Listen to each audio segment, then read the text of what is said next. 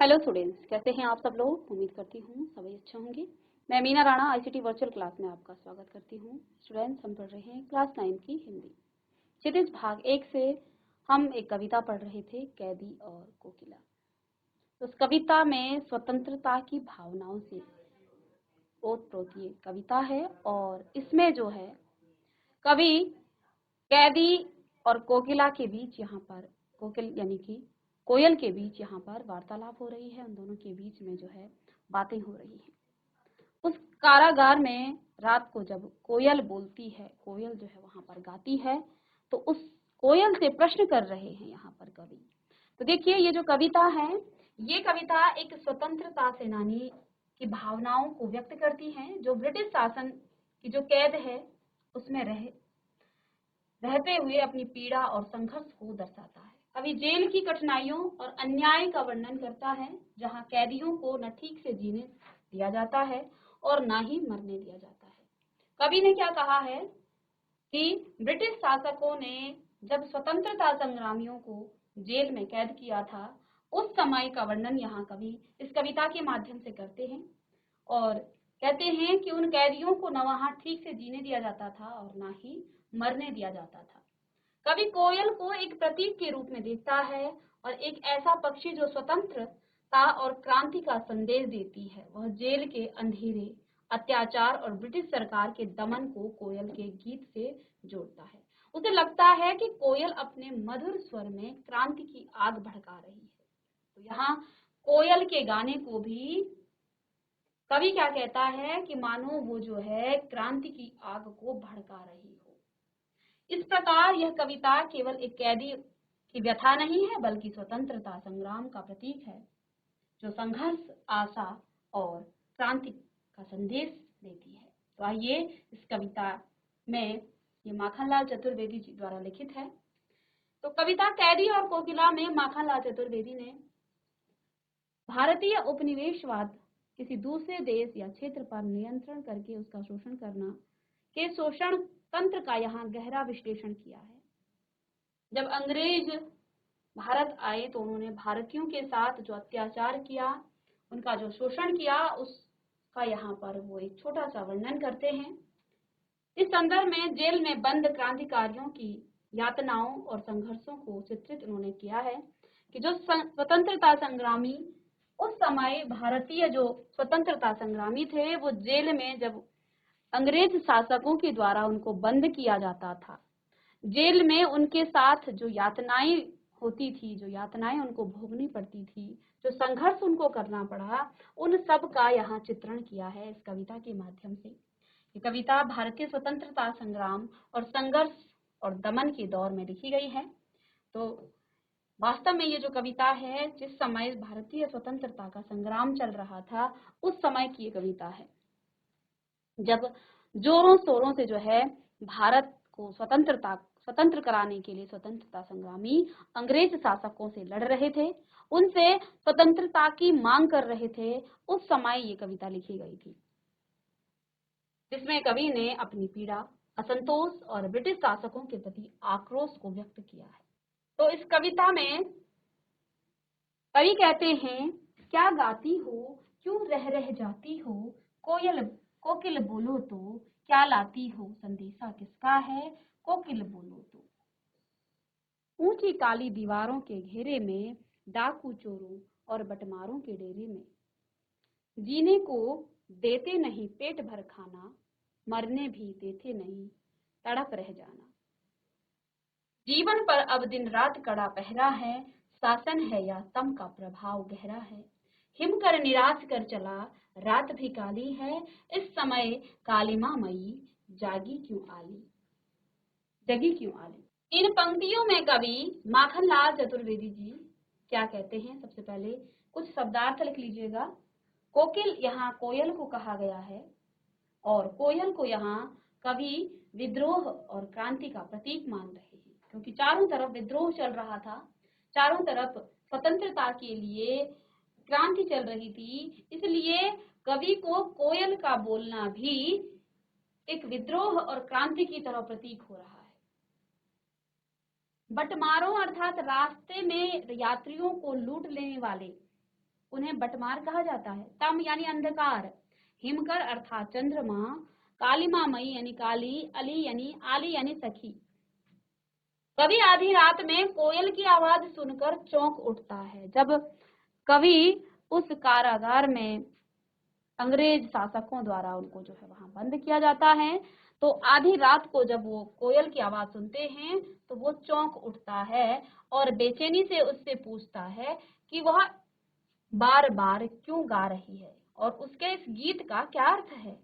उस कोयल से कवि पूछता है कि वो बार बार क्यों गा रही है और उसके गाने का क्या अर्थ है। वो जानना चाहता है कि क्या उसमें कोई संदेश या विशेष प्रेरणा छिपी है। कवि उस कोयल से पूछता है, उससे जानना चाहता है कि जो वो गा रही है क्या उसका कोई विशेष अर्थ है या कोई प्रेरणा वो दे रही है, क्या उसमें कोई संदेश या विशेष प्रेरणा छिपी है, और यदि ऐसा है तो वह संदेश किसका है। अंत में वह कोयल से आग्रह करता है कि वह स्पष्ट रूप से इस बात को बताए। यहाँ पर कवि माखनलाल चतुर्वेदी जी ने क्या कहा है, स्वतंत्रता संग्राम के लिए जब ब्रिटिश शासकों ने कवि को कैद में बंद कर दिया, कारागार में बंद कर दिया, तो उस समय रात के अंधेरे में कोयल के बोलने को उन्होंने क्या कहा है कि मानो ये क्रांति फैला रही हो, ये जो है क्रांति का जो है प्रतीक है। और उस कोयल से जो है वो पूछ रहे हैं कि वो इतनी रात को क्यों गा रही है, क्या उसके गाने का अर्थ क्या है, क्यों वो गा रही है, क्या वो कुछ विशेष संदेश देना चाहती है, कुछ प्रेरणा देना चाहती है, और यदि ऐसा है तो वो संदेश क्या है और किसका है। अंत में वो कोयल से आग्रह करता है कि वह स्पष्ट रूप से इस बात को बताए। तो उस कोयल के गाने को भी यहाँ पर कवि ने क्या कहा है, ये स्वतंत्रता संग्राम का एक प्रतीक है, एक क्रांति का एक प्रतीक है। चलिए नेक्स्ट यहाँ पर आगे कवि ने क्या कहा है। इसके बाद कवि अपने कारागार की दयनीय स्थिति का वर्णन करता है। अब कवि ने अपनी कविता के माध्यम से ही जिस कारागार में ब्रिटिश शासकों द्वारा उनको बंद किया गया था या अन्य जो स्वतंत्रता संग्रामी थे उनको बंद करके रखा गया था, उस कारागार की जो दयनीय स्थिति है उसका वर्णन यहाँ कवि करता है। कवि कहता है कि वह जिस स्थान पर कैद है वह मनुष्यों के जीने योग्य नहीं है, यानी कि इतना भयावह, इतना भयंकर है वो। वहां की जो ऊंची ऊंची दीवारें हैं वो भयानक रूप से काली हैं और चारों ओर अपराधियों, चोरों और डाकुओं का यहाँ बसेरा है, क्योंकि जेल में तो अपराधी ही कैद होते हैं। लेकिन ब्रिटिश शासकों ने इन देशभक्तों को, इन स्वतंत्रता के संग्रामियों को भी यहाँ पर डाल दिया है। जेल में, कारागार में अपराधी होते हैं, चोर होते हैं, जो डाकू होते हैं, जो राह चलतों को लूटते हैं, उनका वहां पर वास होता है, उन लोगों को वहां पर कैद किया रहता है। उस बसेरे में जो है इन देशभक्तों को भी यहाँ पर डाल दिया गया ब्रिटिश शासकों द्वारा। जेल में कैदियों को जीने लायक जो है भोजन भी नहीं मिलता है। आगे अपनी दयनीय स्थिति को बताते हुए कवि अपनी कविता के माध्यम से कहते हैं कि जेल की हालत कुछ ऐसी है कि जीने लायक भोजन भी नहीं मिलता है और भरपेट भोजन की तो कल्पना भी नहीं की जा सकती है। भूख और अत्याचार से मन और शरीर जो है तड़प कर रह जाता है। अंग्रेज सिपाही न मरने देते हैं और न ही ठीक से जीने देते हैं। यहाँ पर इस दुख को वो बयां करते हैं अपनी कविताओं के माध्यम से, अपनी कविता के माध्यम से कवि की जेल में ऐसी स्थिति जो है इन लोगों की है कि जो अंग्रेज सिपाही हैं वो ना तो उनको मरने देते हैं और ना ही ठीक से जीने देते हैं। हर ओर कड़ा पहरा है जिससे मुक्ति की कोई आशा नहीं बची है। कवि सोचता है कि चारों ओर गहरा अंधकार फैला है, वह केवल रात का अंधकार है या फिर अंग्रेजी शासकों का कष्टदायक प्रभाव है। आगे कवि कहते हैं कि उसे लगता है कि ये अंधकार इतना गहरा है कि आशा रूपी चंद्रमा भी हार कर अपना प्रकाश खो चुकी है। अंत में वो कोयल से ये पूछता है कि इस घोर अंधकार और निराशा के समय में वह क्यों जाग रही है और क्या वह कोई महत्वपूर्ण संदेश देना चाहती है। तो अंत में फिर से कवि जो है उस कोयल से एक और प्रश्न करती है कि आखिर वो क्यों जाग रही है, इस अंधकार और इस निराशा के समय में वो कोयल जो है क्यों जाग रही है। ठीक है, और उस कोयल से प्रश्न पूछते हैं कवि कि क्या वह कोई महत्वपूर्ण संदेश देना चाहते हैं। अब उस कोयल को फिर से पूछते हैं कवि, क्यों हुक पड़ी वेदना बोझ वाली सी, कोयल बोलो तो, कोकिल बोलो तो, क्यों हुक पड़ी वेदना बोझ वाली सी, कोकिल बोलो तो क्या लूटा मृदल वैभव की रखवाली सी, कोयल बोलो तो क्या हुई बावली अर्धरात्रि को चीखी, कोयल बोलो तो किस दावा नल की ज्वालाएं हैं दिखी, कोकिल बोलो तो। हुक यानी कसक या पीड़ा युक्त, हुक होती है पीड़ा युक्त जो आवाज, वेदना अर्थात पीड़ा, मृदुल यानी कोमल, समृद्धि वैभव, बावली अर्थात पागल, अर्धरात्रि आधी रात, दावानल होता है जंगल की आग, और ज्वालाएं होती हैं आग की लपटें। अब इसी में कवि कोयल से प्रश्न कर रही है, क्यों हुक पड़ी है, क्यों तू ऐसी वेदना भरी आवाज में हुक पड़ी है,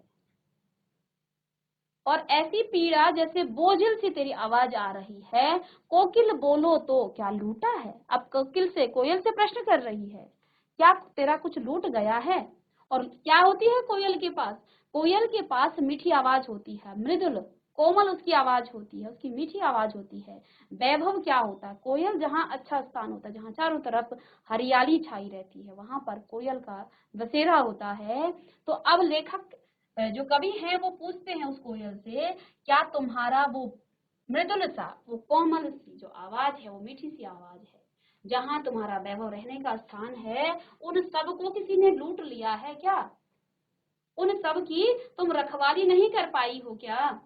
कोकिल बोलो तो क्या हुई बावली, क्या तुम पागल हो गई हो जो अर्धरात्रि को चीख रही हो, कोकिल बोलो तो किस दावा नल की ज्वालाएं हैं दिखी, क्या किसी जंगल की आग को देखकर तुम इस प्रकार से चीख रही हो, कोकिल बोलो तो।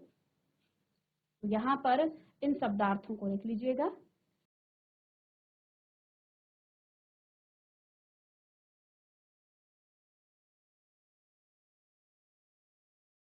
अब कवि कोयल की पीड़ा भरी आवाज सुनकर चौंक जाता है और उससे प्रश्न करता है कि उसकी तान में इतना दुख क्यों झलक रहा है, और पूछता है कि वह कैसी हूँ गहरी पीड़ा है जो उसकी कूक में सुनाई दे रही है, क्या कोई भारी दुख या संकट उस पर आन पड़ा है। कवि कोयल से आग्रह करता है कि वह बताए कि आखिर क्या हुआ है जिससे उसकी आवाज इतनी दर्द भरी हो गई है। इसके बाद कवि कोयल से पूछता है कि क्या उसका कोई बहुमूल्य सुख या संपत्ति लुट गई है। अब कोयल का बहुमूल्य सुख क्या है, उसका सबसे जो कोयल की जो बहुमूल्य चीज है वो उसकी आवाज है, उसकी संपत्ति क्या है जिस स्थान पर वो रहती है। इसी को यहाँ कवि कहते हैं कि क्या उसका बहुमूल्य सुख या संपत्ति लुट गई है जिस कारण वो इतनी बेचैन हो उठी है, क्या वह अपनी मधुरता और वैभव की रखवाली नहीं कर पाई, अपनी मधुर आवाज की, और जहाँ वो रहती है, जिस चारों तरफ जहाँ हरियाली हरियाली हरियाली होती है वहां कोयल का वास होता है, तो क्या वो उसकी रखवाली नहीं कर पाई, इस वजह से दुखी है। और अब उस अपार दुख को वो व्यक्त कर रही है। कोयल जो अपनी कोमल और मधुर तान के लिए जानी जाती है, अचानक इतनी दुखी क्यों हो गई है।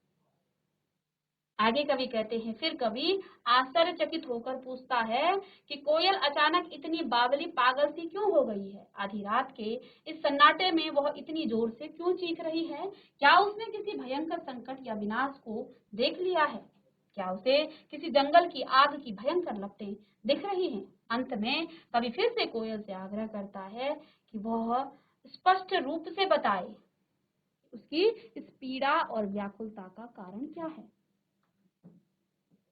चलिए इसका अर्थ लिखिएगा, इसकी व्याख्या लिखेंगे आप।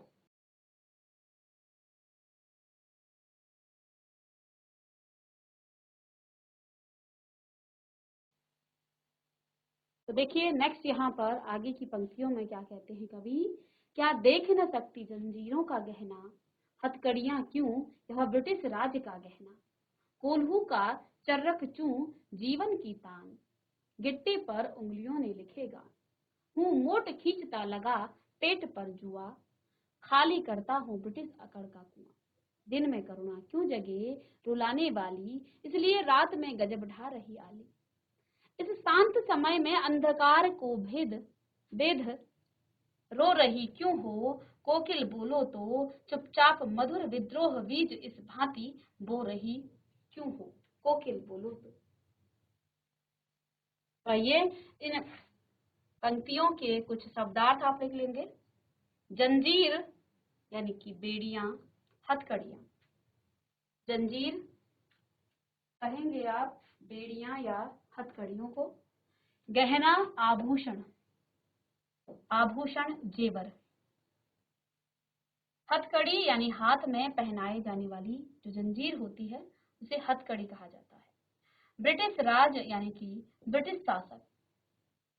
कोल्हू बैलों द्वारा चलाए जाने वाला तेल निकालने वाला का यंत्र। चर्रक चू कोल्हू की आवाज। तान यानी संगीत की धुन। तान अर्थात संगीत की धुन या स्वर। गिट्टी यानी छोटे पत्थर। अंगुली यानी हाथ की उंगली। मोट पूर्वचर्मा कपड़े का एक ढोल जिसमें कुएं आदि से जो है पानी निकाला जाता है। चलिए, तो इन शब्दार्थों को लिख लेंगे और इसके बाद जो ये काव्यांश है इसके भावार्थ, इसकी व्याख्या को हम नेक्स्ट क्लास में बताएंगे। साथ में इसके प्रश्न उत्तर भी हम नेक्स्ट क्लास में लेके आएंगे। तो मिलते हैं नेक्स्ट लेक्चर में, तब तक के लिए थैंक यू।